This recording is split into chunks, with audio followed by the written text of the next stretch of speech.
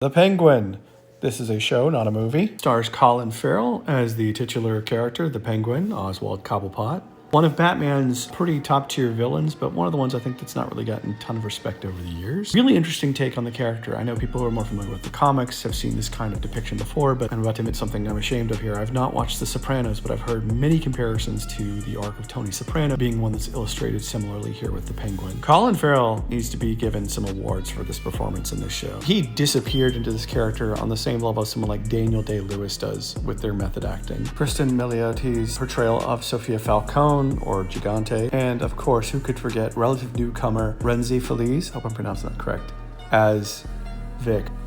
Man. I just want to thank DC for having the courage to make an actual villain be the title character in their show. This would be like if Marvel made a Thanos show. And no, the Venom movies do not count as a villain thing because they're too big a coward to make Venom, who literally eats people's brains and is supposed to be like a misguided psychopath, into an anti-hero where there's a lot of redeeming qualities and ultimately you can like them. I would actually argue things like Wolf of Wall Street and, well, just Wall Street even, do a mistake and injustice by portraying their characters who ostensibly are supposed to be villains as anti-heroes, where at the end of the day, people can feel not gross to some degree to liking them because they're like a lovable rascal kind of character almost, when really these people like ruined, specifically Wolf of Wall Street, the guy ruined many people's lives who were just doped by him. No, the Penguin says, no, this guy's a jerk. We're going to trick you into thinking he's great in the same way they do Walter White in Breaking Bad.